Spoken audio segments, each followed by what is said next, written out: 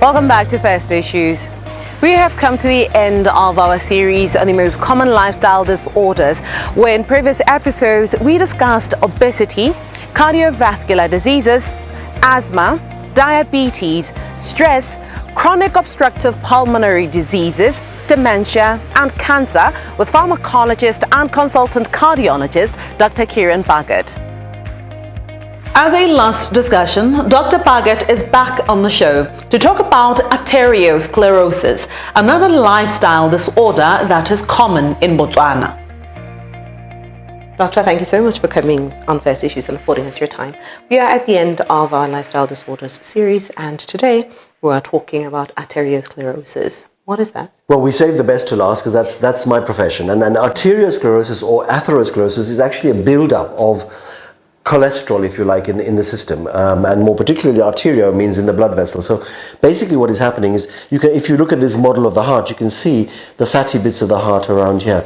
This fat is just on the outside of the heart, but as this fat begins to penetrate into the muscles of the heart, as you can see the muscles of the heart here, it actually also gets into the tubes of the heart, and these tubes are the ones that supply oxygen to the heart. Now, if these block up, pretty much like the fat is blocking up the outside, it begins to narrow the diameter of the, if you like, the irrigation that waters the heart, and as a result the heart gets less oxygen. That basically is what atherosclerosis or arteriosclerosis is. As that cholesterol builds up, it begins to harden, and we call that sclerosis. Sclerosis is just a Latin word for thickening and hardening. So that can occur in the heart, it can occur in the blood vessels going to the brain, can occur in the blood vessels in the brain, can occur in the blood vessels going down into the legs. And as a result, if you get, for example, atherosclerosis or arteriosclerosis of the blood vessels going to the brain, you don't get oxygen to the brain and you get dementia, as we talked about in our last series.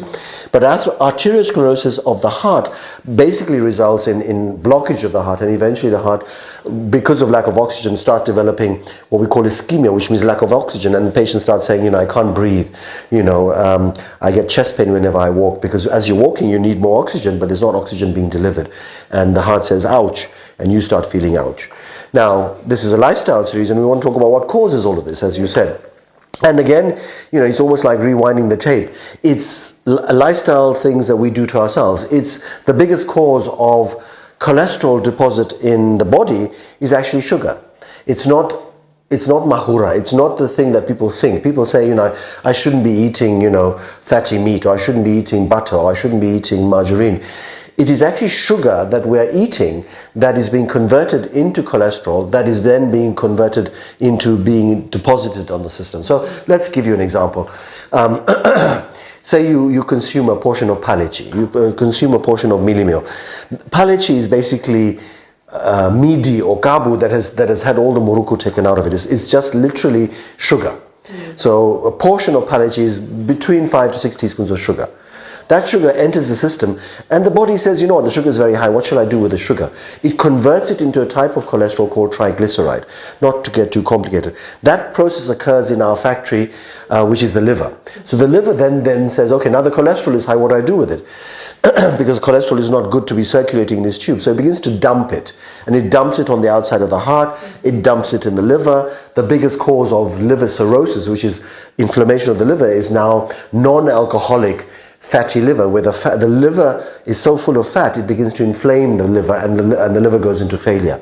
The biggest cause of liver failure growing worldwide is actually fatty liver, and the biggest cause of fatty liver is excessive consumption of sugar.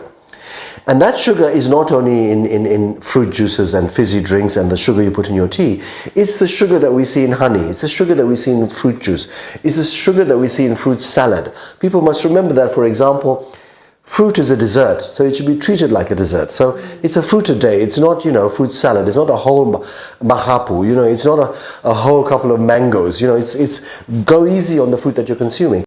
Is arteriosclerosis reversible once somebody has it?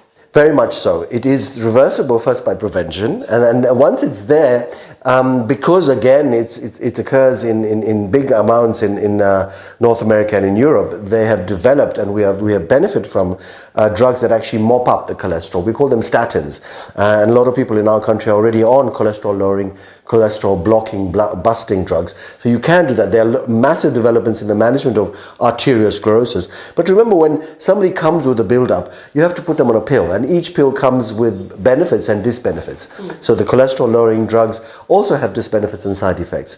The new molecules on the market are wonderful molecules, but they are simply, if you like, doing damage limitation. When eventually they come to see us and we find there is a blockage in a particular artery, we can unblock it.